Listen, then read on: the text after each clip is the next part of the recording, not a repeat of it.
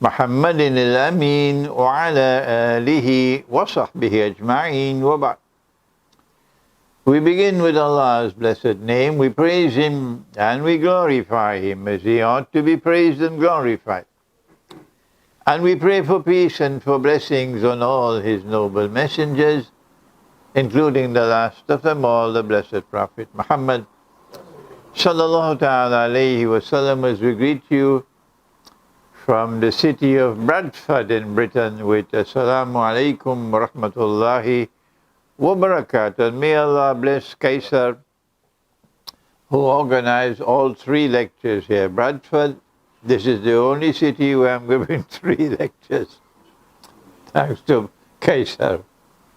And today we look at inflation as Dajjal's most dangerous weapon.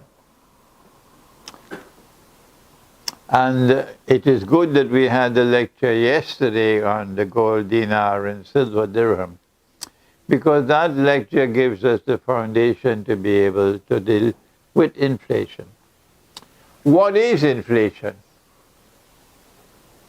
In a free and a fair market, prices will rise and prices will fall based on demand and supply. But when prices are going only up and up and up, one-way traffic, that is called inflation. Constantly rising prices.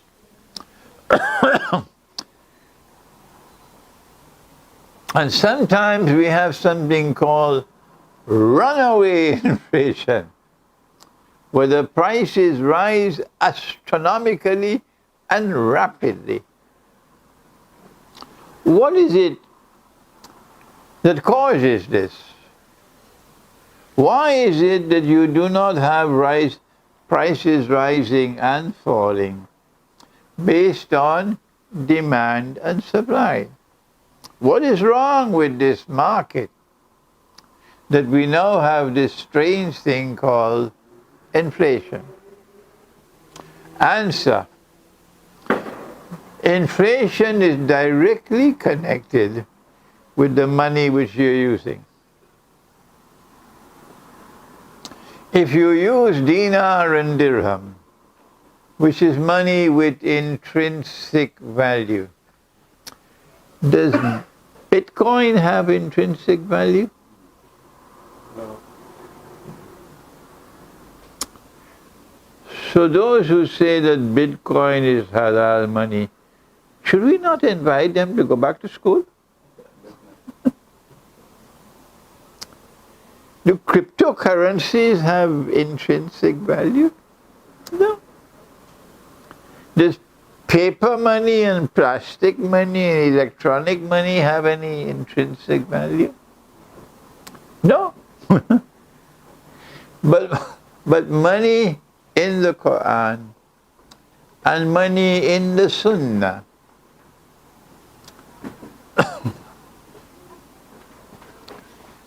money in the Quran and money in the Sunnah is always money with intrinsic value. Which hadith did we use to demonstrate that money in the Quran and money in the Sunnah always has intrinsic value? Which hadith did we use? Gold for gold. Do you remember the rest? Gold for gold, silver for silver, wheat for wheat, barley for barley, dates for dates, salt for salt. How do we explain this? Answer: when a transaction involves an exchange of gold for gold, or silver for silver, or wheat for wheat, or barley for barley, or dates for dates, or salt for salt. Once it is like for like, it must be equal for equal. Meaning if you have 2 kilograms on this side, you must have 2 on this side. Good? And it must be hand for hand, meaning it must be a cash transaction. It cannot be credit transaction. Other than that, it would be riba. Good? So from this hadith we know, we have to start once again with the definition of money. That money in the Quran and money in the Sunnah is always either gold or silver, or you put on your thinking caps now, eh? I want you to think today. Money in the Quran and Sunnah is always either precious metals, gold and silver, or commodities of food consumption. And you have to tell me what is the implication of that. Why this emphasis on food? Non-perishable food, food with a shelf life, and food with abundant supply in the market. Wheat, barley, dates, salt. I want you to think, if that is still possible today, in this age of universal ignorance, pathetic age of sheep and cattle and goats and camels. At this age, I could talk like this. My phone here, block it.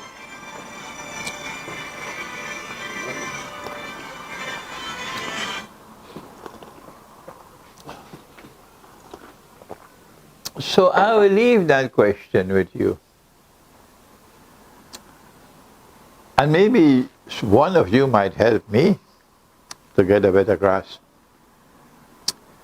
Why, on such an important thing as the definition of money, what constitutes money, that the Prophet ﷺ and the market in Medina would turn to articles of food consumption,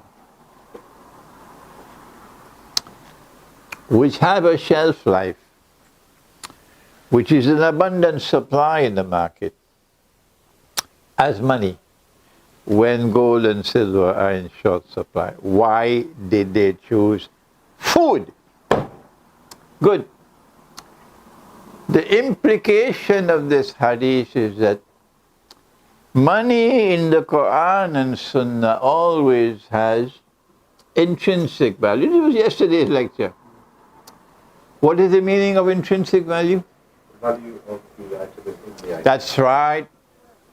The value of the money is in the money. It's not in George Soros's pocket. Wall Street does not determine the value of the money. The international banking system don't determine. The Judeo-Christian Zionist Alliance, they don't determine.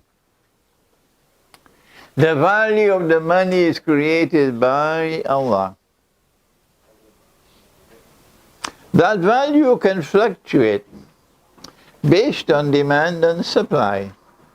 But at the base, the value is created by Allah.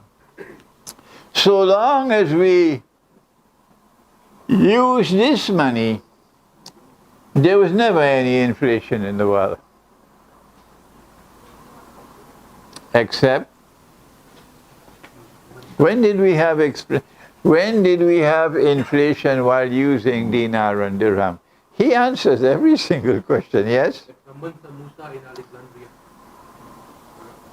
When did we experience inflation in the world while using gold and silver as money?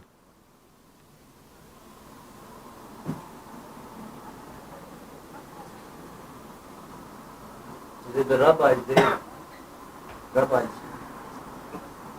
in the time of Jesus. When they started to give us dhoka. What is the English translation for dhoka? To deceive us, to take us for a ride. Good? This coin is supposed to have so many grams of gold or silver in it. But they would chip the coin to make the coin less in weight. Or they would add an alloy to the coin so that it's no longer pure gold or silver. See? And from the time the king did that, or the government did that, there would be inflation. There would be inflation. The Ottoman Empire, despite many sinful things that it did, like example, Allah says in the Quran, if the enemy asks for peace, you cannot fight. You must reciprocate. Is this so? Is there anyone who challenges that? Yes. The Patriarch of Constantinople, the Orthodox Christian Patriarch, did not want war. He said, we are prepared to pay a tribute. The Ottoman Sultan took the Quran and put it aside and said, we're going to fight even though you want peace. And the sheep and the cattle and the goats and the camels all over the world of Islam today, wah, wah, wah, wah, we defeated them, we conquered Constantinople, and they praised that Sultan. That is the pathetic ummah we have today. Yes. And when he conquered Constantinople, Allah says in the Quran, you have to fight, if necessary, to protect the church, the temple, the cathedral, the synagogue, and the masjid. Not the masjid alone. You must fight, if necessary, to protect it. And guess what the Ottoman Sultan did? He took the Quran and he put it aside. And he took Hagia Sophia and converted it to a masjid. And guess what the sheep and the cattle and the goats and the camels did? They defended it. They have nothing in their head except peanuts. That's the Ummah today. And when Erdogan converted it for a second time as a masjid, they danced in joy, these sheep and cattle and goats and camels. But the Ottoman Empire also did some good things, in that they had a market with police in the market. And the police in the market, and also they had a magistrate in the market. So when they caught you chipping a coin or debasing a coin, you would be arrested and you'd be taken before the magistrate, you'll be tried, found guilty, and punished right there in the market.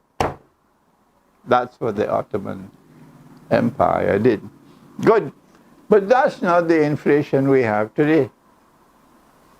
The inflation that we have today is because our enemies prohibited us from using the money which is halal. Allah made it halal. and which is sunnah. Prohibit us from using that, be it haram, and replaced it with bogus money. If you make haram what Allah made halal, what sin is that? Huh? Shirk. Shirk. The one sin Allah will not forgive. And if we accept this money, no problem. We have the money, we eat our biryani, we go home and sleep. Then do we not also join in the shirk? The sheep and the cattle and the goats and the camels don't recognize it. And when you come to teach them, they shut the doors of the masjid on you. So it is because they brought bogus money in the market.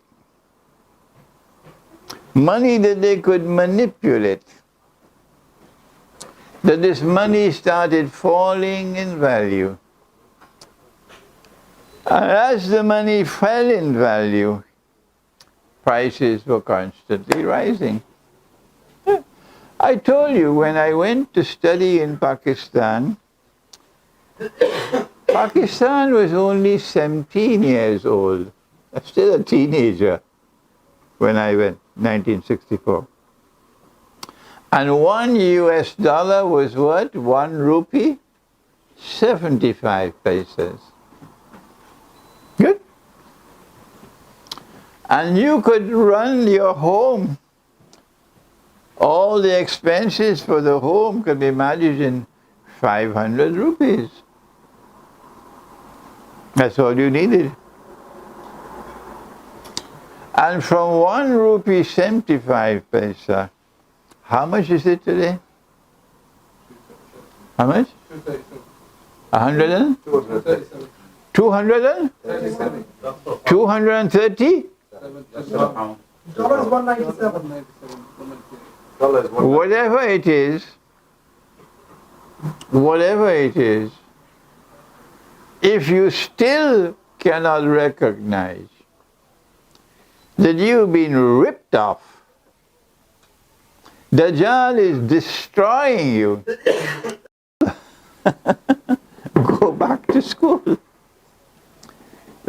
As the value of money falls, prices rise. Okay? I told you that as a student, I took the bus from North Nazimabad to Sadr in Karachi, and I paid chawanni, which is 1/4 of a rupee. So, aane jane, going and coming back, I paid athanni, which was half of a rupee. Good. That was then.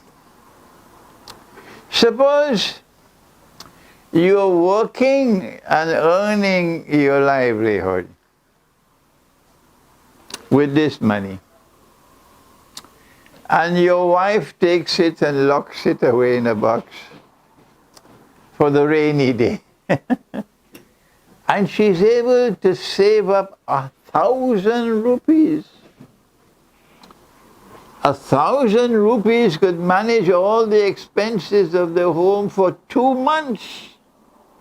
That's a good saving. And then after 20 years, she took the money out. It could hardly buy 2 cups of tea. Huh?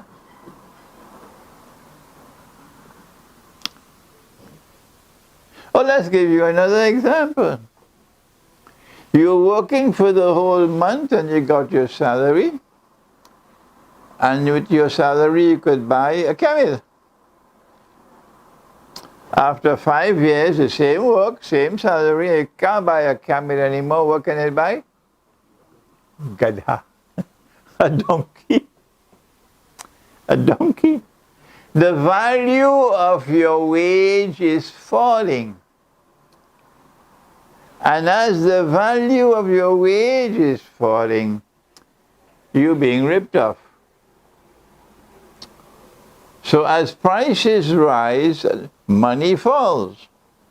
As money falls in value, your property is worth less, your wealth becomes less, your income becomes less, your wage is less in value.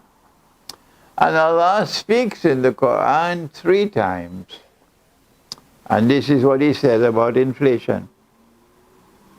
وَلَا تَبْخَسُ النَّاسَ أَشْيَاءَهُمْ. Do not,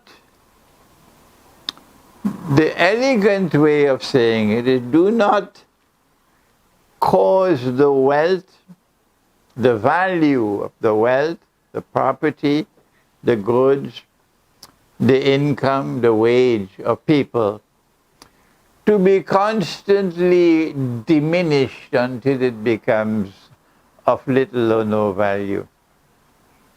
But the Americans have a nicer way to say, don't rip off people.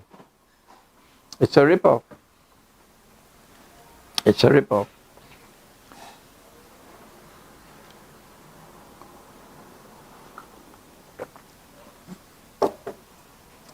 Having defined inflation, having demonstrated to you that it is haram, prohibited by Allah 3 times in the Quran,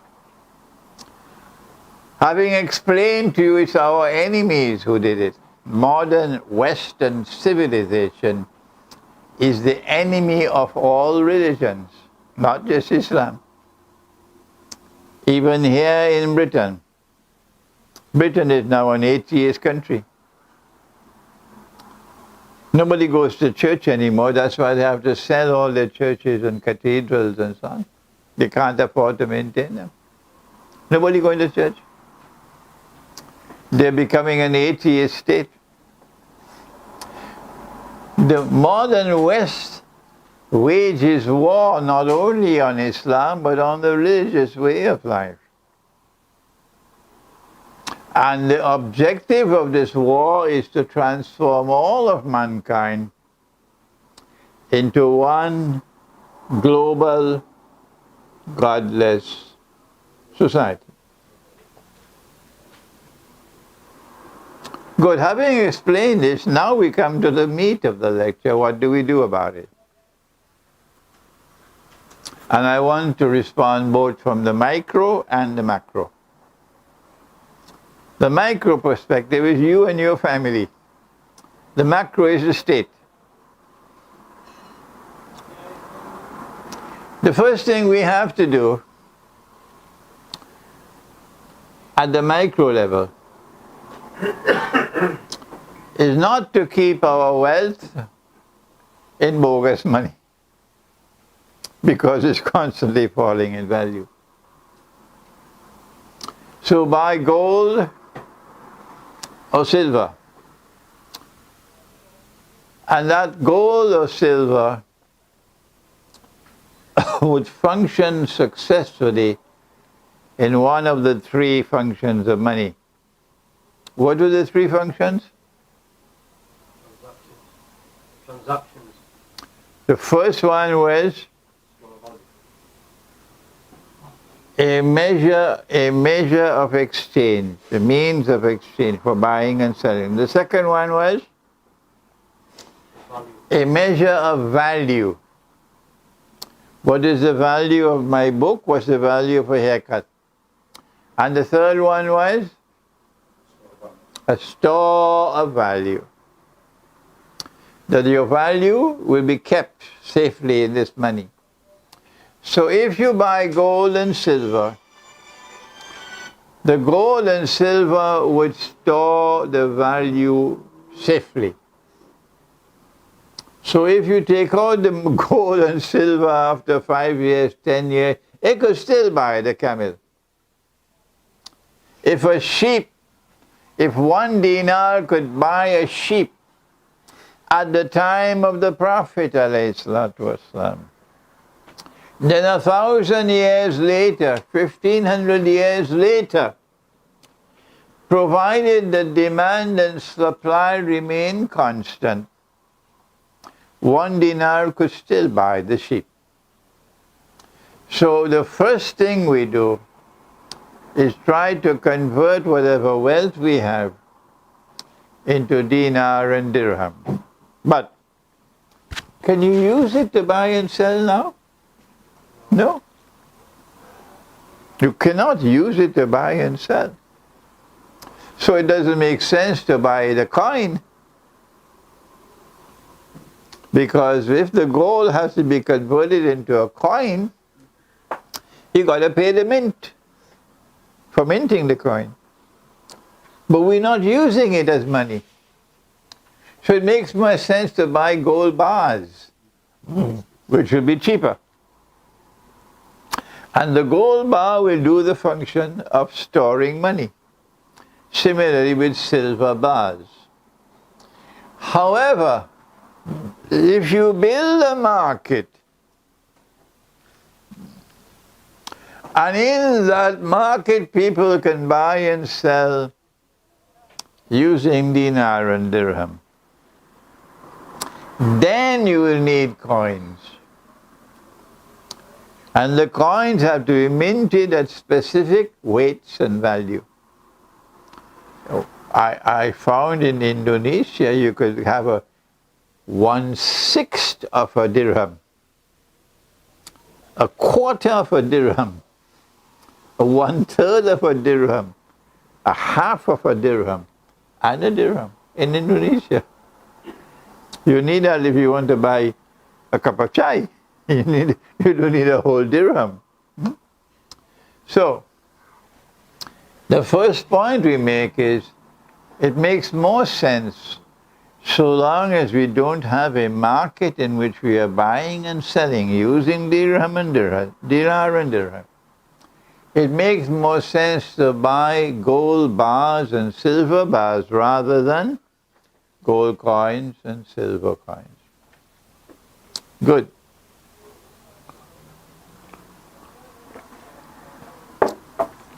But we have to consider now the possibility that either there will be a scarcity of gold and silver in the market, or there will be a ban. You can't find it in the market. You're not allowed it. What then do you do? Answer: here is the incredible wisdom of the Prophet ﷺ and the market at that time.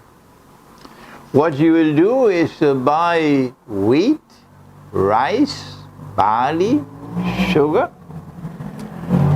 and you have to know how to store it so that it does not spoil. So in the story of Yusuf alayhi salam, remember he said, keep the corn on the cob. Don't take the cob off. Because if you keep the corn on the cob, it will have a longer shelf life. So when you reap your rice, you will keep it as paddy. Paddy means that the rice husk still remains on the rice grain. So the rice will have a longer shelf life. This is how the native wisdom, it goes to work on how to preserve food. This message not only applies to Bradford. I'm talking to the whole of Pakistan here.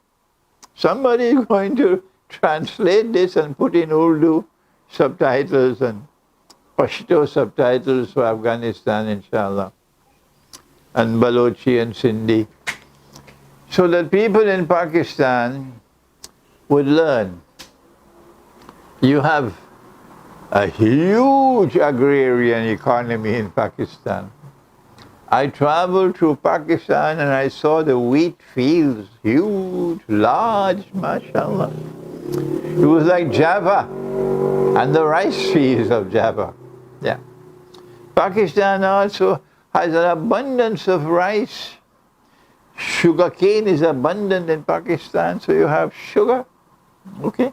You have wheat, you have rice, and so many other things. Once it is a article of food consumption, and it has a shelf life, it can be preserved, not like your Sindri mango. Now you can stock up on that. At a time of constantly rising prices. From where does food come? Answer, it comes from two sources. It comes from the land and it comes from the animals. So now you could understand why our Prophet said, Sallallahu Ta'ala Alayhi Wasallam, he said, if you have land, hold on to your land. He said, if you have animals, hold on to your animals. So this is not the time to invest all your money in bitcoins. You could buy land in Azad, Kashmir. Many of you attending my lectures in Bradford are from Kashmir. And I hear that Azad, Kashmir is fabulously beautiful, the mountains of Kashmir. He said the time will come when a believer, in order to preserve his faith, would have to flee to the mountainsides and to places where rain falls and take with him some sheep and goats. And so, two things we need for food security. Two things we need for security of money in an age of runaway inflation. Because you just told me the Pakistani rupee is flying somewhere around 200. You need land and you need animals. Don't worry to buy a new car, fancy car. Take the money and buy land in Kashmir. Or if you are Pashtun, any Pashtun here today? Look a Pashtun right here. So I'm also Pashtun. Take your money and buy land in the mountains. In the mountains. I went up to Swabi, and from Swabi you go north to Topi. That's right. And from Topi you go up the mountain to Chennai, and you could see the Tarbela Dam. Up there the snow falls in winter. And at the top of it's all 1 hour's drive or more from Topi. And the vehicle that was taking me, you know what they had on the tray at the back? 4 gunmen with Kalashnikovs. But afterwards, I learned they really didn't need it. They really didn't need it, but it was made to impress me. 4 gunmen with Kalashnikovs in the train. Anyhow, I enjoyed the drive up the mountains. Pakistan has lovely mountains. And from the mountains you get water. And the villagers, they know how to trap the water from the mountains. Yeah. And so our Prophet said, flee to the mountainsides and places where rain falls and take with you some sheep and goats. And he said, if you have land, hold on to your land. If you have animals, hold on to your animals. In addition, We also have the possibility of barter. If you have any difficulties in using wheat to buy and sell, Pakistan has an abundance of wheat, or using rice to buy and sell, you also have the possibility of barter. That I will give you 1 kilogram of tomatoes, if you give me 1 kilogram of something else, maybe mangoes, based upon the value. And this is how villagers can survive without the bogus money. In the question and answer session, we can continue with the micro response. But to end the micro response, those who truly want to earn blessings from Allah would build villages or transform villages away from the city. You can't do this in the city. And in the village, build a market or transform the existing market to use dinar and dirham. If you're in the city, the police will come. But if you're in the remote countryside, and there are 10,000 villages doing this, they'll bite their fingers in frustration, but they leave you alone. Not only will you get the blessings of living in accordance with the Quran and Sunnah, by building what I call a micro market, which is use dinar and dirham for buying and selling, but you will protect your people from inflation. Now then, we turn to the macro response. We said yesterday that the road to get out of this inflation is to bring back dinar and dirham as money. That is the road. Dajjal is going to do it in Israel. That's right, tomorrow. And it will be to the shame and disgrace of this ummah when Israel brings back the sunnah money and we are still eating our biryani and going home and sleep. If you are to bring back dinar and dirham at the macro level, you have to recognize that the greatest obstacle that you face is the International Monetary Fund. Why?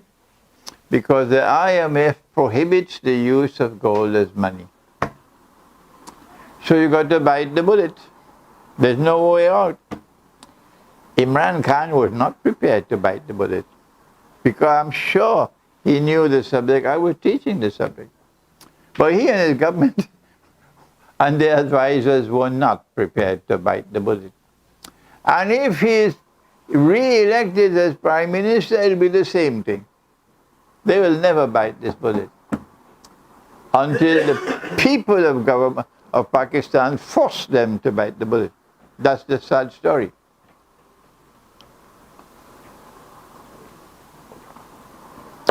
So what to do? At the macro level, we have to launch a mass movement at the level of the street,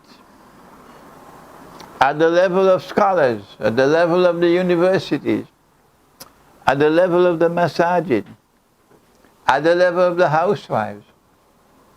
A mass movement demanding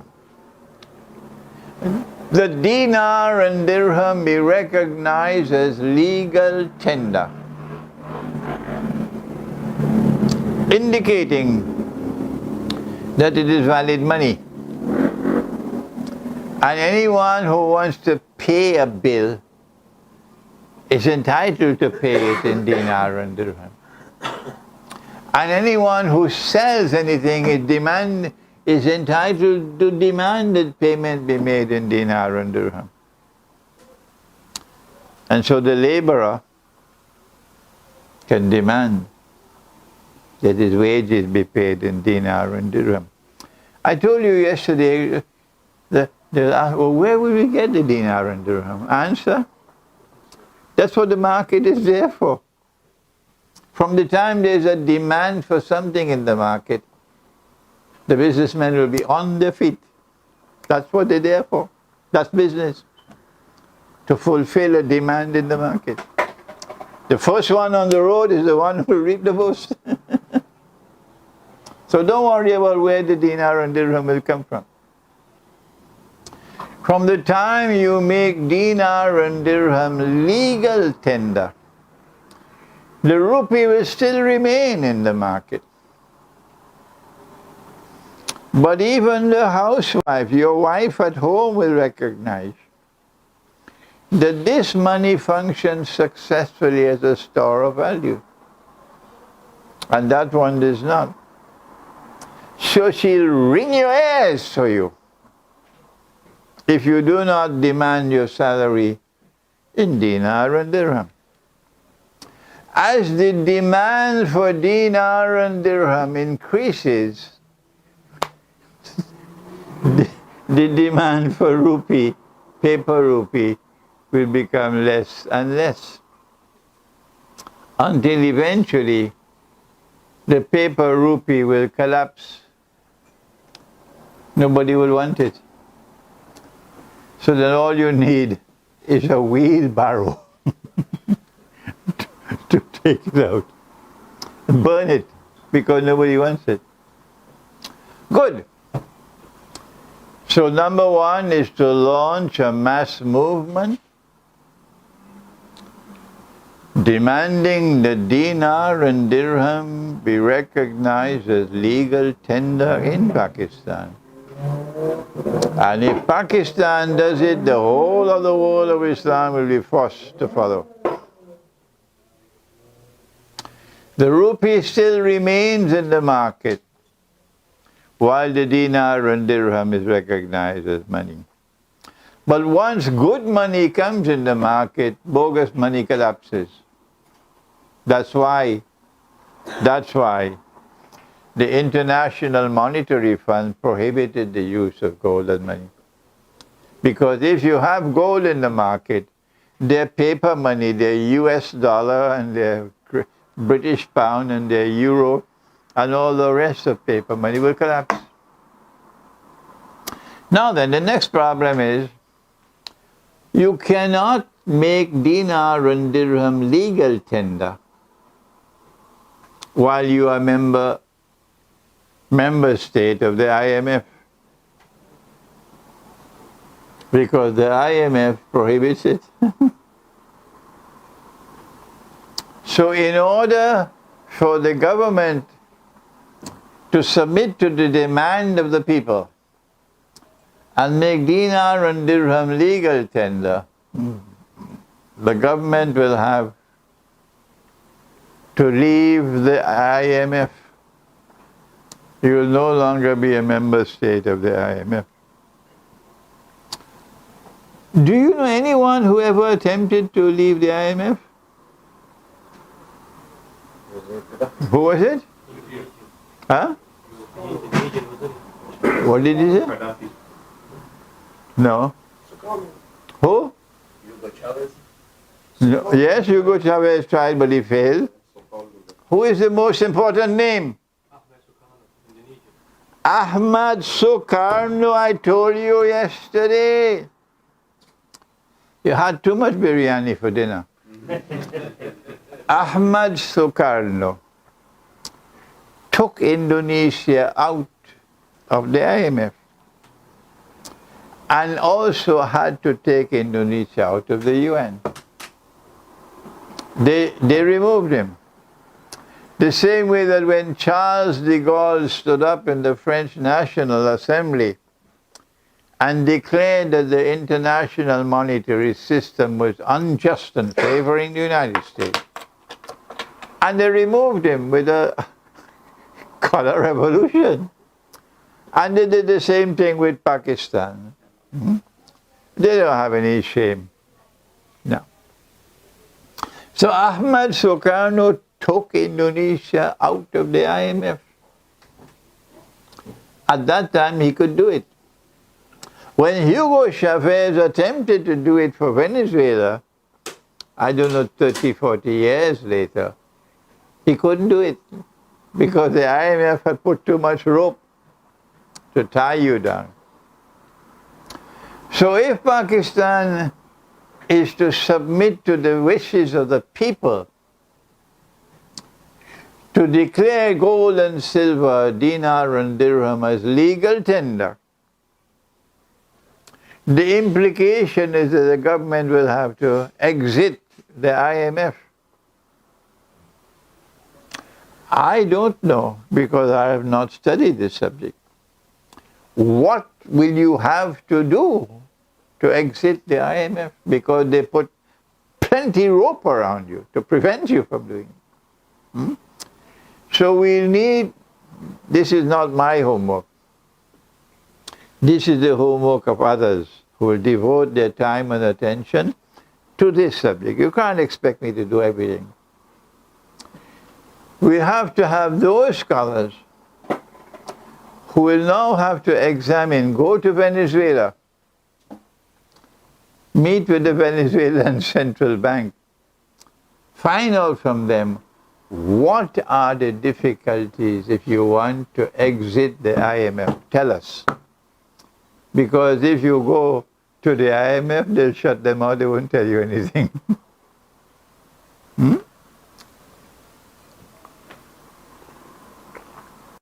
A second way in which a government can try to deal with inflation at the macro level is if you're using a bogus money to try to get a demand for that money in the market. So long as there's a demand for the money in the market, you can control inflation. But traditionally the system was built in such a way that demand is only for hard currencies. Hard currencies. So I was in Brunei in a conference, a galaxy of Islamic scholars, including some from Britain, but I won't mention their names. And when I got my 15 minutes, and they gave me only 15 minutes, in my 15 minutes I said, I have a story to tell you. It was actually a joke I wanted to make, but nobody laughed. I tell a joke and nobody laughed. Why? Because they didn't recognize it as a joke. They thought it was correct, it was truth. I said, when they printed their US dollar and sterling pound and the euro, the hard currencies, they had a secret chemical. And they would dip the money in the chemical. And then it came out as hard currency. But we didn't have the chemical. And so we couldn't dip it. So our Pakistan rupee, if I took a whole suitcase filled with Pakistani rupees and I go to Midtown Manhattan, I can't buy even a cup of coffee with it. If we had the chemical, we could dip the rupee. It become hard currency. You know, nobody laughed. They couldn't recognize it was a joke. They could not recognize that this was a joke. And these were illustrious scholars of Islam, some of whom are from Britain. Illustrious scholars of Islam. No. They became hard currency because there was a demand for them.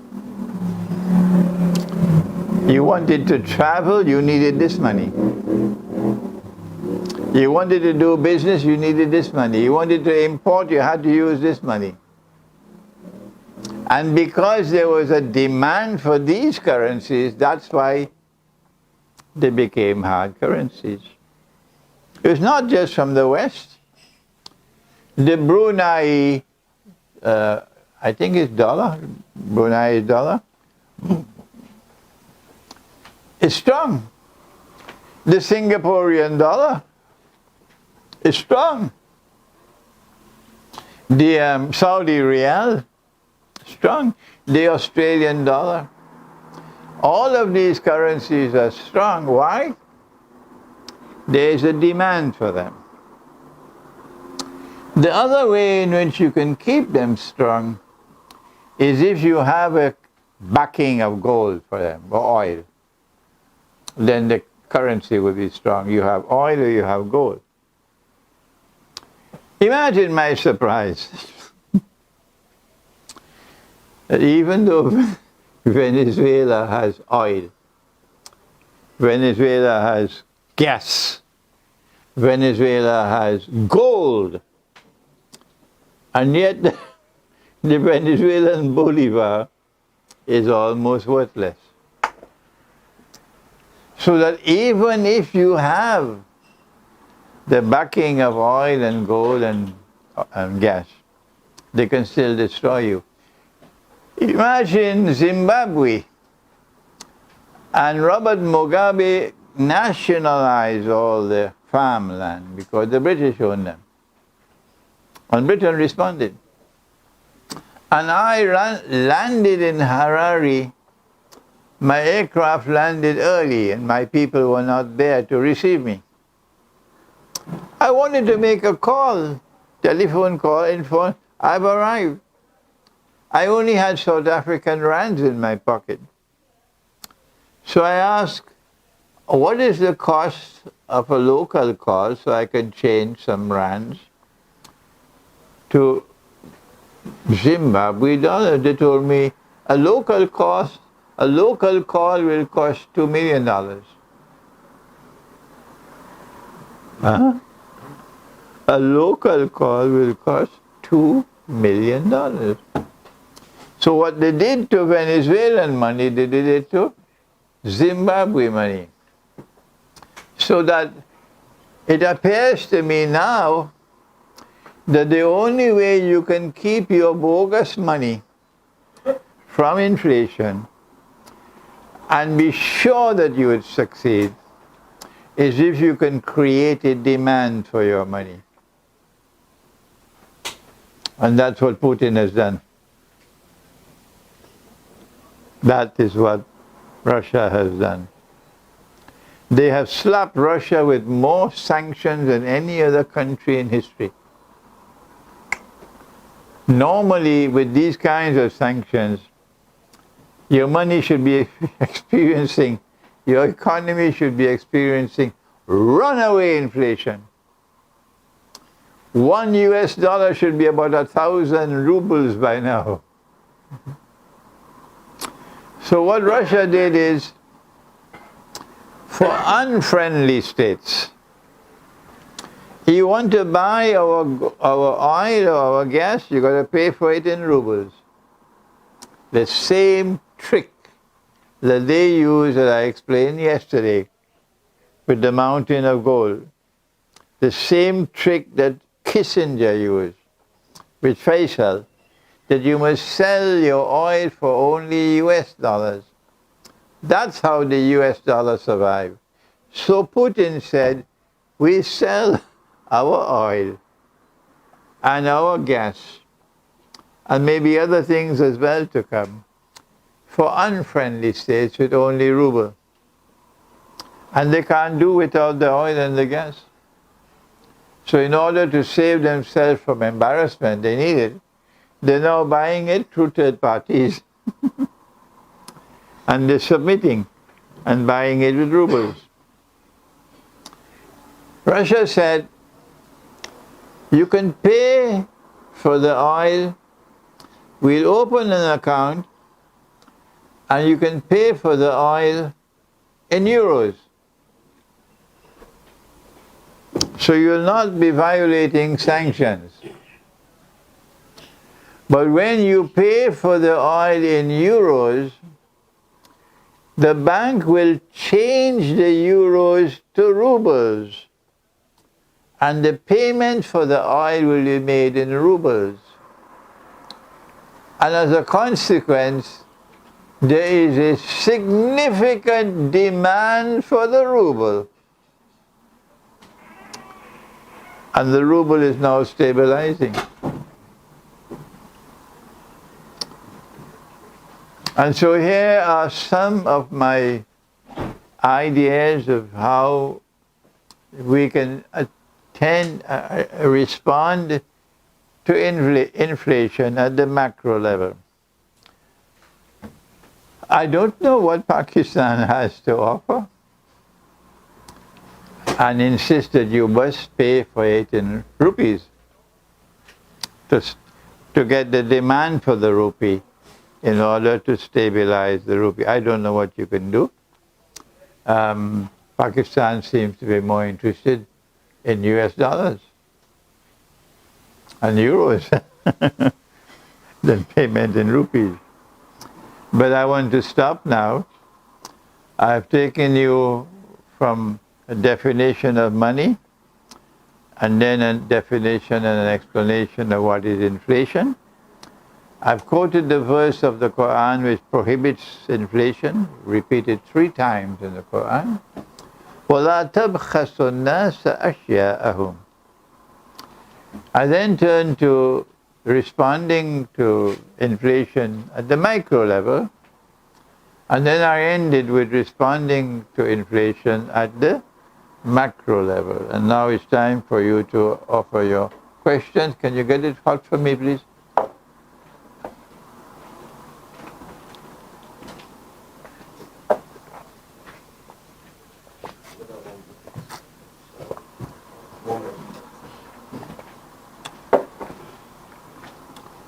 That was 1 hour.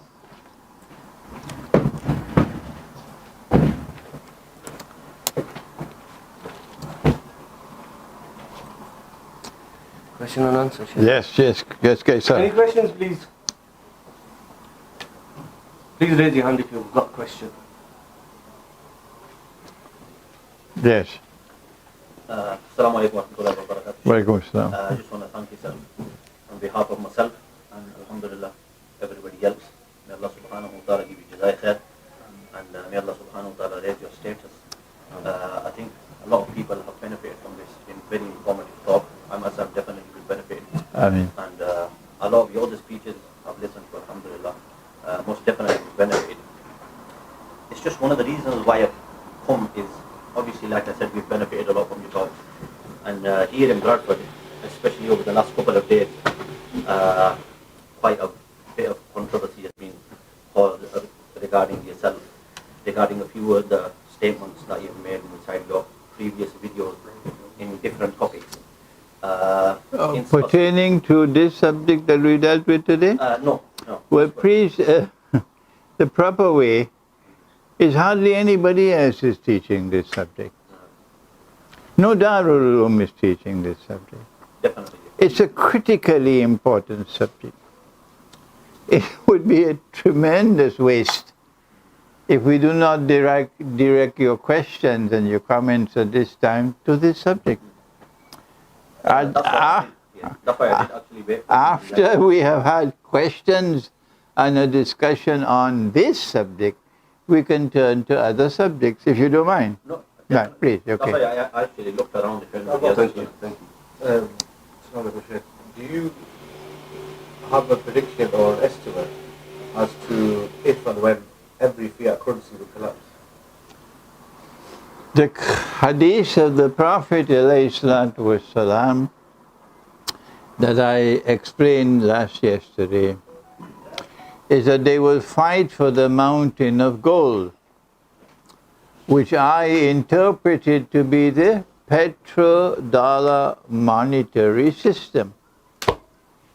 I'm still a solitary voice. Nobody else is doing it. And I've always said, do not accept my view unless and until you are convinced that I am correct. Nobody in the gathering here, nobody, not even one person, differed with me on the subject.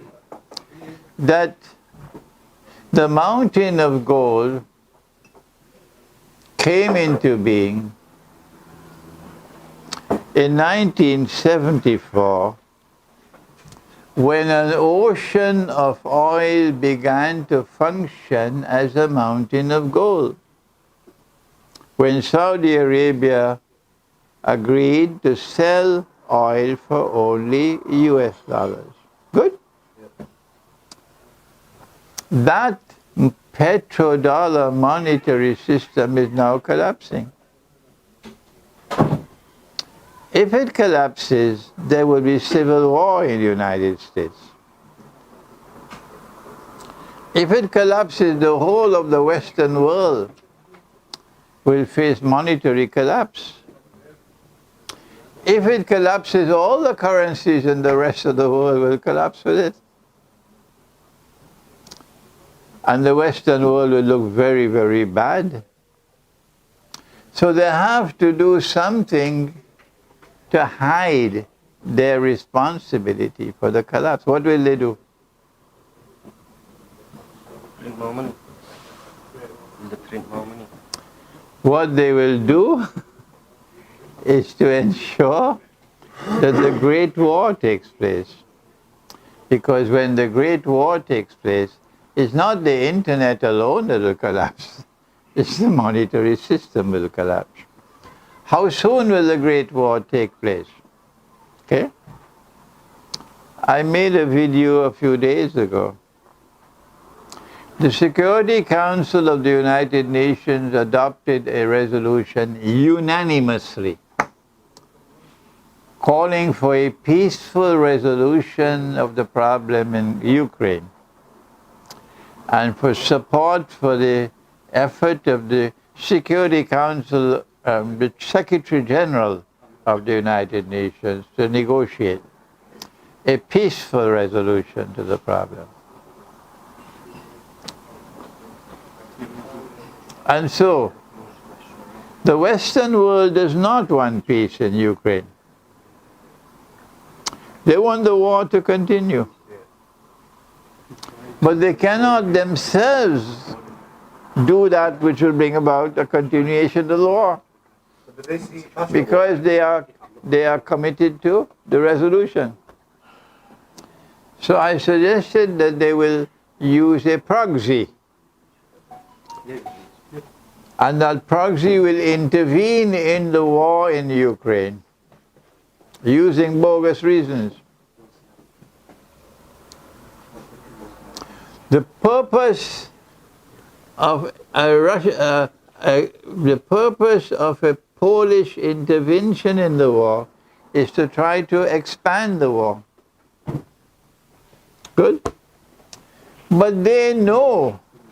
Now this Polish intervention can take place any day. Next week, week after next week, next month. They're planning it. But they know that Russia has said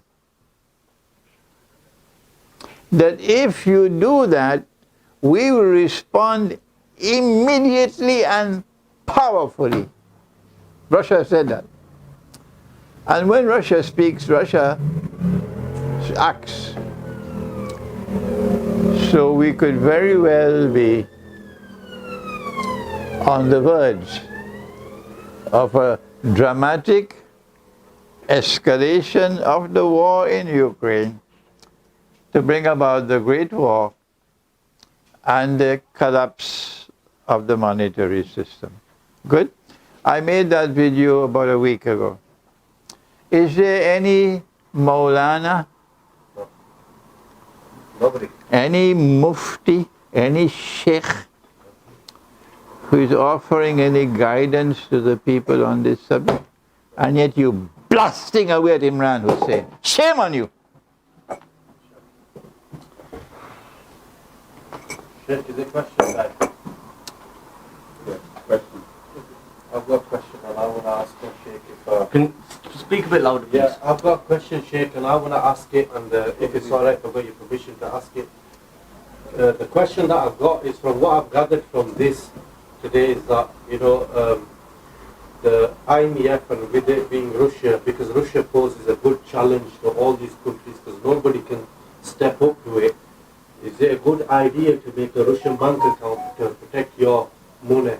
Because you mentioned quite a few countries like Australia, Singapore, Indonesia, a few other ones, and what you said was that these are strong currencies, but they're no match, all of them put together, for Russia alone.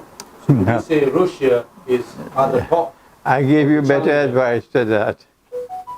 I gave you better advice than that. I said take. But that's a big jump, bro. I said Gold, dinar, yeah. shortcut marni hai. I said take. Eventually, Sun लीजिए. I said take the money that you have that you're not using for day to day, buying and selling. Take that money and transform it by gold and silver.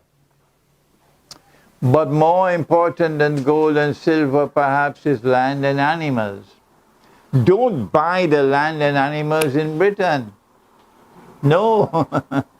Buy it in Kashmir, buy it in Pakistan.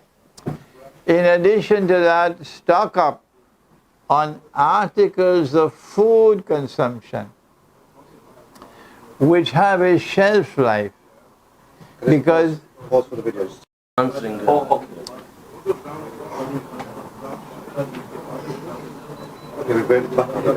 okay. Buy land, buy animals. Buy gold, buy silver. But also, why did the Prophet say wheat and barley, dates and salt? Why did he use it? Why did he turn to articles of food consumption, except that in Akhir Zaman, when you're facing runaway inflation, food becomes critically valuable, of critical value. That's the answer to the question. I didn't have the time to question you. Food becomes critically important. And Pakistan has an abundance of food. You have the land, you have the rivers, you have the farmers. So Pakistan can survive everything they throw against Pakistan if you follow the advice of the Quran and the Sunnah. Yes? Yes, Sheikh. So that does clear all that up. I was more thinking that divert all that, just basically whatever assets you got, turn them into Russian currency and then move over to Chechnya or something like that. Just live your life there. We get a farm or whatever. Yeah. I will be advising the Russian government to turn away from the ruble and use dinar and dirham. If I go to Russia and I get a chance to advise them, no, turn away from ruble and get to dinar and dirham. Yeah, the safest of all is dinar and dirham. Sijad, yeah. My old student here. Very old student. Assalamu alaikum, Sheikh. Walaikum salam. Sheikh, because I've noticed in a lot of prophecies and in the Quran itself, there's a lot of symbolical meanings to quite a lot of prophecies. When the Prophet ﷺ said, head towards the mountainside with the sheep and cattle, is that a literal sense or maybe there's a symbolical meaning to that as well? No, mountains are important. But the sheep... Mountains provide, mountains get more rain. And taking a sheep and cattle? Dairy farming and food crops, that is sustenance to survive in Akhir Zaman. But remember the lecture I gave on Dabbatul Ard.